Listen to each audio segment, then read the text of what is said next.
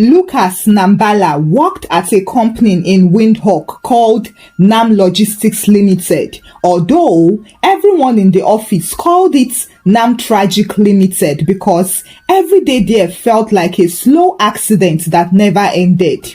Lucas had worked there for 4 years, and in that time, he had learned 2 things. Never come to work happy because someone would ruin it, and never argue with Mrs. Calima because she always had a final word ready before you even opened your mouth. Mrs. Calima was his boss, a woman who wore expensive perfume that arrived 5 minutes before she did and stayed behind 5 minutes after she left. She spoke English so sharply that even the printer behaved when she walked past. She loved 2 things, showing power and pretending to be kind. When visitors came, she called Lucas my best staff. But when they left, she turned and fumed. "You are slow, Lucas, very slow. Maybe the village air is still in your head."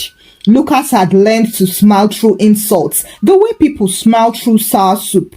Every morning, he would walk to the office with his cheap black shoes, making small noise on the pavement, and he would whisper to himself, "Just survive, Lucas, just survive."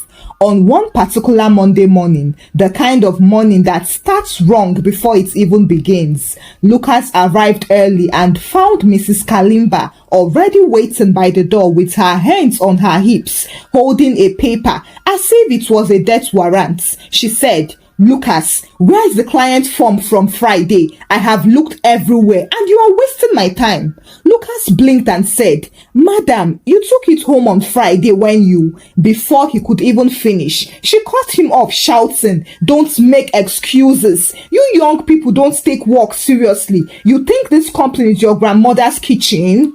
Everyone in the office froze. Even the air conditioner went quiet, as if it didn't want trouble. Lucas looked at her, nodded slowly and said, "Yes, madam, the way Namibian men say yes, when they know no amount of talking can save them." Later that day, she called everyone to the meeting room and spoke for an hour about discipline and accountability. But every 5 minutes, she found a way to use Lucas as an example. "We cannot all be like Lucas who forgets files," she said, smiling at the staff as if she was announcing a birthday party. Lucas sat there with a straight face, but inside, he was doing mental push-ups, trying hard not to explode. And then, when lunch came, she told him to stay behind and fix a report that she had destroyed herself by deleting the wrong column. "You must redo this before 5 p.m, she said. Then, she put on her sunglasses, picked up her handbag and added, "I am going to an important client meeting. Try not to make me ashamed again." Well, that important meeting was actually at the saloon across the road, but Lucas couldn't say a word. He stayed until evening, typing, fixing and cursing quietly in Oshiwambo under his breath. He told himself that this job was teaching him patience, but he was starting to think that patience was another word for suffering. When he finished, he emailed the document to her, but he received no thank you, only a message that said, "Good, that is how you should have done it the first time." The next morning, she called him into her office and said, "I will need you to drive me home after work. The driver has gone to Rundu." Lucas wanted to say, "I am not your driver," but instead, he nodded because arguing with Mrs. Calima was like arguing with a thunderstorm. So, after work, he drove her home and on the way, she gave him a small lecture about how he should dress more like management. See, he was wearing the same company uniform she had chosen, but she still found something wrong with it. When they reached her gate, she smiled and said, "Next time, bring a jacket. You represent me."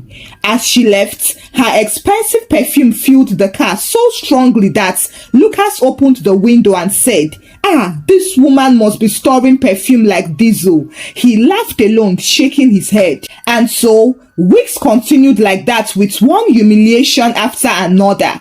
Once, she made him wash the company car because the cleaner was busy. Another time, she accused him of losing petty cash, only to find it later in her own drawer. Worst of all, she never apologized. She only said, "You see why I say you must be more organized." The other staff pitied Lucas, but nobody dared help him because everyone feared Mrs. Calima. They whispered during lunch, "That woman has a demon of control." No, I don't think so. She just hates happiness. Lucas would just sit quietly, smile and say, "It's fine. One day we shall see." By the end of that month, Lucas received his salary and looked at it like a man looking at the last piece of bread before war. He smiled, folded his payslip neatly and told himself that he was done. He would not fight or explain because it was useless doing so. He just knew he was done. That evening, he took his company uniforms, the 2 blue shirts with NAM Logistics Limited written across the pockets, and the jacket she made him iron twice every week. He folded them as if he was preparing a gift, placed them in a clean plastic bag, smoothed it out carefully, and laughed to himself, saying, "She will remember me every time she opens this package." By the time Friday came, Lucas already felt that his patience had expired like old bread. He arrived early as usual because coming late near Mrs. Calima was the same as asking to be crucified. The office smelled of coffee and worry. Printers were already crying and everyone was pretending to be busy before the Queen of Trouble entered.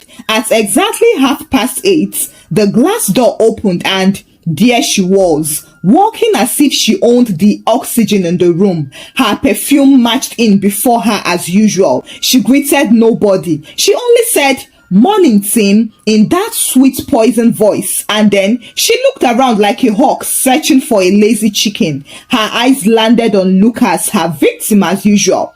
"Mr. Nambala," she said, stressing the N as if it offended her tongue. "I hope the stock reports get on my desk before 9. Lucas smiled politely and said, "Yes, madam." He had already finished that report the night before, but he knew she just wanted to remind everyone that she was the boss and he was the example. That particular Friday was chaos because the staff had been informed that visitors were coming for the regional audit visit on Monday, which in their office language meant panic, shouting and pretending the company was perfect. Everyone was cleaning, printing, stapling and praying. Mrs. Calima was in her element. She backed orders left and right, moving from one desk to another with her heel, making sharp sounds like gunshots on the ties. She said things like, "People must see excellence" and "No mistakes, we have guests." But in the middle of all that, she kept finding ways to pick on Lucas. "Why is the font size different here? Do you even know what consistency means? Lucas, your tie looks sad. Please fix your tie before you embarrass me. Why are you breathing like that? It sounds tired." Everyone tried not to laugh because laughing at the boss's jokes was dangerous. But still, keeping quiet was also dangerous. The safest thing was to look busy. So they did. At lunchtime, she sent everyone to eat but told Lucas to stay. "You must finish compiling the delivery list for the presentation," she said. "I don't trust anyone else." That sentence sounded like a praise, but it was punishment. Lucas ate his sandwich in silence while she stood behind him, giving instructions she herself didn't understand. "Add more numbers there," she said, even though it made no sense. He wanted to tell her that spreadsheets didn't work like that, but he knew better. Around 3 o'clock, she went out to the salon again but told him she was going to a client meeting. Before she left, she dropped a pile of uniforms on his desk, the ones meant for the drivers who would appear in the audit photos. She told him, "Make sure these are washed and ready by Monday. You can use the cleaning staff if you find them, but if not, you know what to do." Lucas looked at the uniform, looked at her, and then said, "Yes, madam," even though in his head he was saying, "You will regret this one day." When she left, he sat quietly for a few minutes just breathing. Then he started walking again, but this time he was smiling in a suspicious way, the way people smile when an idea had just landed on their head like thunder.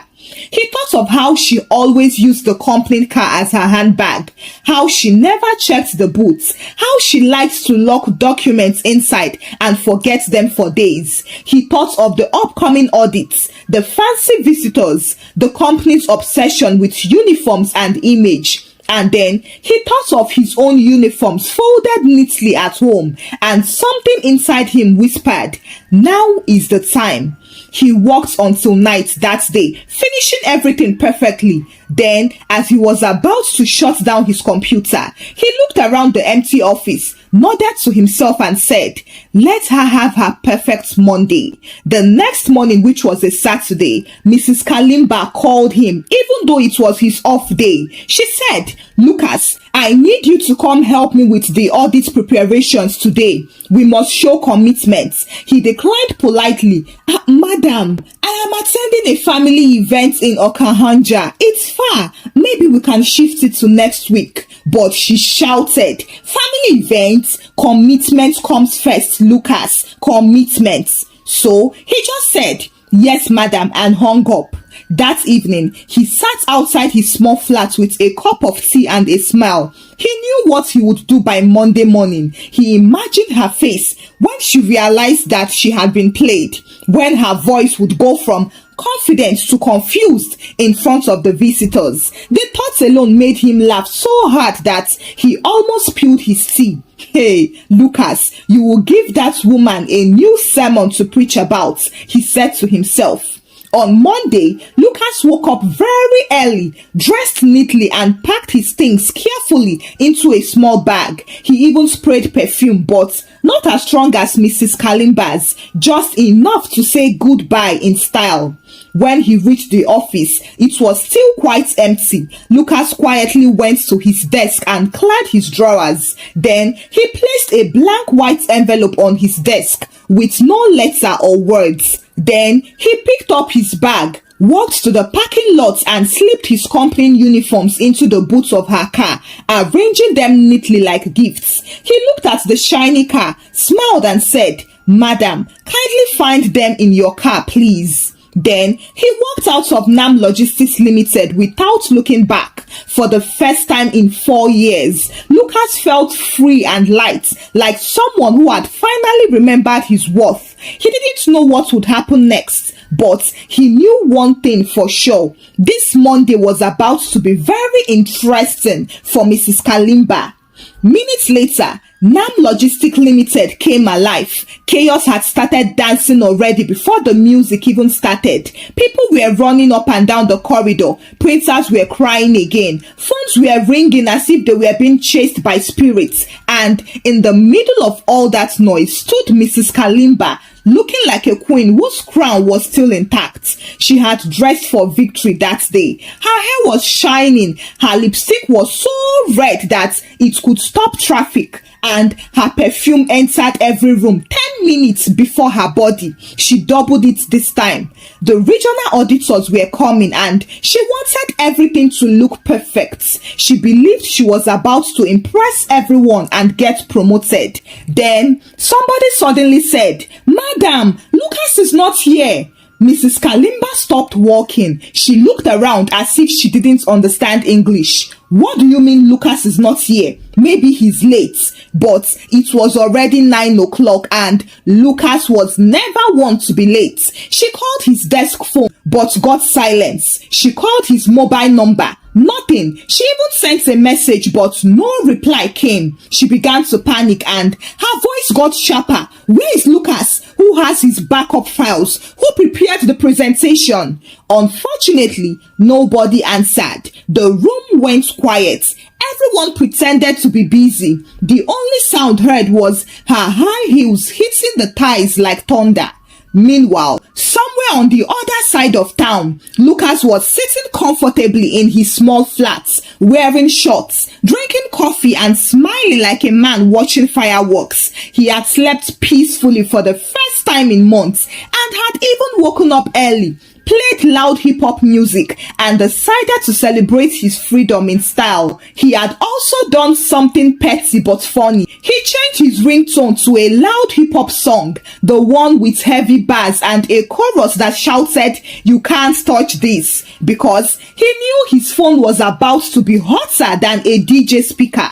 At 9:15, his phone started ringing. The name on the screen was Mrs. Calima. Lucas looked at it, smiled and turned up the volume. The beat exploded through his small room. Boom, boom, boom. And Lucas started dancing. He did a small shoulder move, then a spin, then a clap. He pointed at the phone and exclaimed, "Dance, madam, dance. You started the song." The phone kept ringing and Lucas kept dancing as if he was in a music video. When it stopped, he laughed so hard that his neighbor, an old man, shouted through the window, "Lucas, are you okay?" Lucas shouted back, "I am better than okay, uncle. I am free." 5 minutes later, the phone rang again. Same song and same beat. Lucas raised his hand, shouted, "Live show," and danced even harder. He moved around the room pretending to be performing on stage. When the call ended again, he bowed dramatically and said, "Thank you, my audience." Back at the office, Mrs. Calima was losing her mind. She had called 15 times, sent 5 messages and still got no response. The auditors had arrived. They were sitting in the boardroom and waiting for the presentation. She looked at her assistant and shouted, "Where are the files? Lucas was supposed to bring the flash drive." But the assistant mumbled, "Madam, we can't find it. We checked his desk, his drawers, everything. Check the car," she screamed. "Maybe he left something there." She grabbed her keys and marched to the parking lot, stabbing the floor with her heels as if they were the cause of her predicament. When she opened the door, she froze. She saw 2 perfectly folded company uniforms sitting quietly in a clean plastic bag, smiling at her like a message from the gods. On top was a small sticky note that said in Lucas's handwriting, "Kindly find your company's property in your car, please." For a full 10 seconds, Mrs. Calima didn't move. She just stood there staring and doing mental mathematics she didn't understand. The auditors were still waiting. The staff were watching from the windows and her hands were shaking. The smell of her own perfume suddenly made her dizzy. She slammed the boot shut, threw the keys on the passenger seat and shouted, "That man is a witch." Unfortunately, inside the office, rumors started flying faster than emails. "Did you hear? Lucas left. They said he left the uniforms in her car." "No way. In her car? He must have planned it for weeks." "Eish, that guy is my hero." Mrs. Calima tried to act calm, but her voice was breaking. She stood in front of the auditors and said, "We had a small technical issue this morning, but we are fine, don't worry." Then the projector refused to start.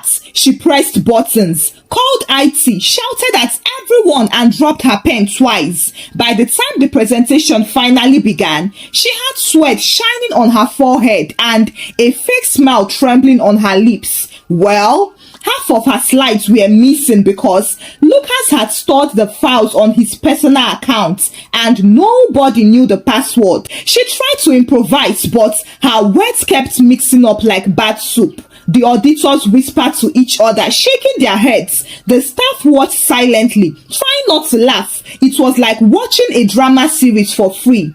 Meanwhile, Lucas was still at home, now cooking eggs and dancing to another song. He was smiling so much that his cheeks hurt. Every few minutes, he looked at his silent phone and said, "Call again now, madam. The stage is ready. I want to dance." In the afternoon, his phone vibrated. It was a message from Mrs. Calima. "Kindly return our property, please." Lucas laughed until he almost dropped his spoon. Then he typed back slowly, enjoying every letter.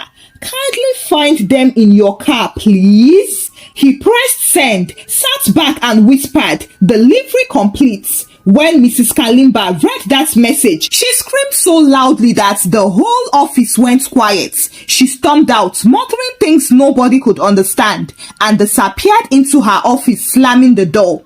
By Tuesday morning, the office at NAM Logistics Limited had turned into a gossip factory. Even the printer was whispering. Nobody talked loudly because everyone was scared of Mrs. Kalima's ghost. Not the real ghost though, but the one that appears when a wicked boss gets embarrassed and starts looking for someone to blame.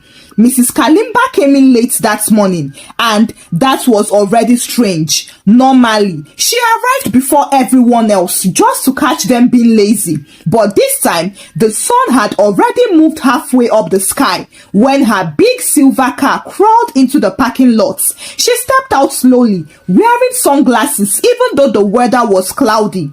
Everyone looked at her and then quickly looked away, pretending to type. She walked in without greeting anyone. No morning team, no perfume parade, and no heels clapping like thunder. She just went straight to her office, closed the door, and stayed inside for hours. One staff whispered to another named Ndapewa, "Do you think she knows Lucas purposely left to shame her? To think he left a week after salary." Ndapewa covered her mouth, trying not to laugh. "Hey, she knows, my brother. I saw her face yesterday. She looked like she had swallowed a lemon and a secret at the same time." Another staff added, "You know, she tried to act like she didn't care, but she was shaking when she saw the note. I think she almost fainted." Inside her office, Mrs. Calima was sitting behind her desk, staring at her laptop screen as if it had betrayed her. Her makeup was perfect, but her confidence was gone. She had tried to fix the audit presentation that Lucas was supposed to prepare, but halfway, the files were missing. The ones that were there didn't even make sense without his notes. She had spent the entire night calling IT, HR, and even her cousin, who once worked with computers, but nobody could open Lucas's password-protected folders. One IT guy even said, "Madam, this is professional level locking. Whoever did this knows what they are doing." That made her so angry that she almost threw her mouse. The audit team had left early the previous day after seeing the mess. They didn't even finish their tea. One of them said politely, "We will return when your systems are more organized." But that was only the corporate way of saying you have failed. Now, the big boss, Mr. Shilongo, had called her to his office. She adjusted her jacket, sprayed more perfume as if perfume could fix her shame, and walked in pretending to be confident. Mr. Shilongo didn't even offer her a seat. He was an old man with calm eyes, but today his eyes looked like they had seen enough nonsense. "Madam Calima, what happened yesterday? The auditor said the data was missing. Your staff were confused, and one of your key employees disappeared without notice." She quickly said, "Sir, the problem is Lucas. He sabotaged me. He took all the data and ran away. I am a victim in this situation." Mr. Shilongo looked at her unimpressed. "A victim? You are the manager, madam. How does one employee's absence collapse your entire department?" She blinked. "Sir, Lucas was responsible for certain files." He interrupted. "And who gave him that much control without a backup?" She tried to smile, but it came off like a nervous twitch. "Sir, I only trusted him too much." Mr. Shilongo sighed, leaned back, and then said, "This company has received multiple complaints about your management style. HR tells me staff have reported bullying, insults, and even unfair deductions. You made this space toxic. Is that true?" Her face froze. "Sir, these young people exaggerate."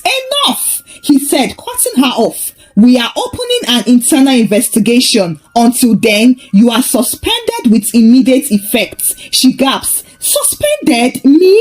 He nodded. "Yes. Please hand over your keys and company documents to HR before you leave the premises. And please," he added, "no more perfume. The building already remembers you enough." When she walked out, the office went silent. Everyone was pretending to work, but their ears were waiting for drama. The HR lady arrived with 2 security guards, not because anyone expected violence, but because this was a performance. After all, every great downfall needs an audience. Mrs. Calima packed her things slowly, one by one, her golden pen, her small mirror, and her half-empty perfume bottles. She didn't look at anyone. When she stood up, her chair made a long squeaky sound that made the moment even sadder. She tried to walk proudly, but her heels betrayed her by making small clicking sounds that echoed like laughter.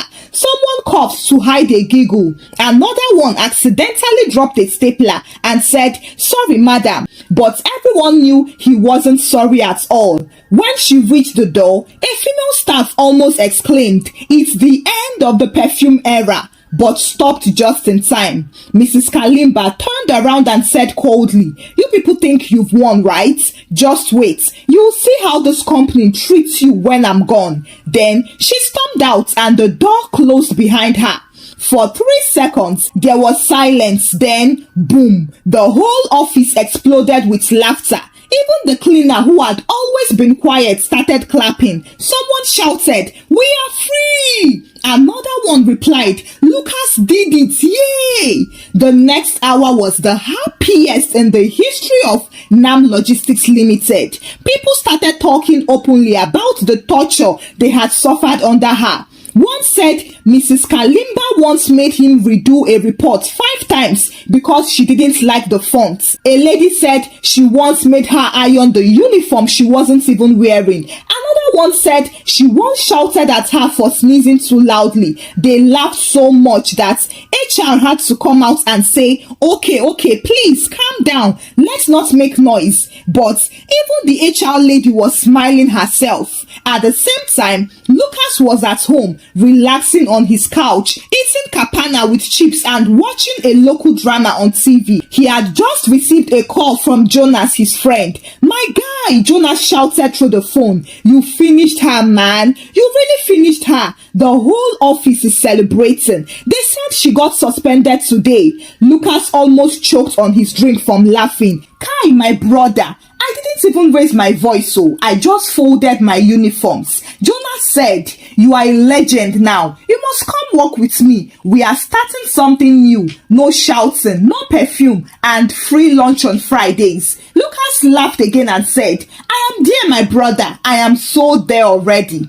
That night, he lay on his bed smiling at the ceiling. The ringtone he used to dance was still on his phone. He pressed play and let the music fill the room again, shaking his head to the beats. Meanwhile, in her own house, Mrs. Calima sat alone scrolling through her phone and rereading Lucas's message. "Kindly find them in your car, madam." She shook her head and sighed deeply. That man is the devil. 3 weeks after Mrs. Kalima's great downfall, peace had finally returned to NAM Logistics Limited. The office felt like a completely different world. People were greeting each other now. The cleaner was whistling. Even the coffee machine, which used to break down every Monday morning as if it was protesting against stress, had started working properly again. No one was scared anymore, and no one was walking around on tiptoe pretending to be busy just to avoid being shouted at. It was as if someone had opened all the windows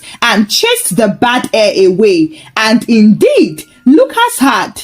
Every lunchtime, the story came up again and again, such that even new staff who had never met either of them knew the story by heart. They called it the uniform revenge. It became the office folktale. Whenever someone said, "I am tired of this job," another person would say, "Then fold your uniform nicely like Lucas did." Meanwhile, far across town, Mrs. Calima was learning that pride had a very long tail. The company had quietly transferred her to a small branch outside Windhoek. She was demoted in such a way that hurts more than being sacked. She went from managing 20 staff to managing 2. One driver and one cleaner who who only worked on Tuesdays. The branch was dusty, the internet was slow, and the air conditioner sounded like a tractor. She no longer had an office with glass walls or visitors bringing gifts. Now, she only had a small wooden desk, a dim bulb, and a boss who actually checked her work.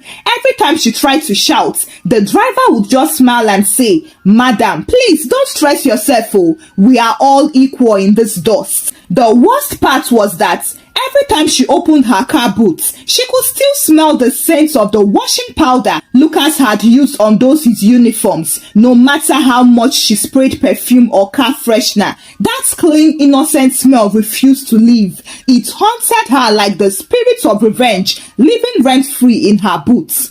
Back in Windhoek, Lucas was doing very well. He had joined Jonas's new logistics company, Wind Mover Express, and everybody loved working with him. He was polite, calm, and always the first one to make people laugh. The team called him Chairman of Peace. On Fridays, they played music after work, and the first song on the playlist was always the same hip-hop ringtone he had danced to. The moment it started, everyone would shout, "Lucas, show us the dance!" And he would pretend to be shy for 5 seconds before standing up, rolling his shoulders and doing that slow, proud dance of a man who beats evil with style. Even clients heard about him. One lady once said, "Are you that Lucas from Nam Logistics?" And when he nodded, she said, "My sister works there. She said you ended a dictatorship with a folded uniform." He laughed and said,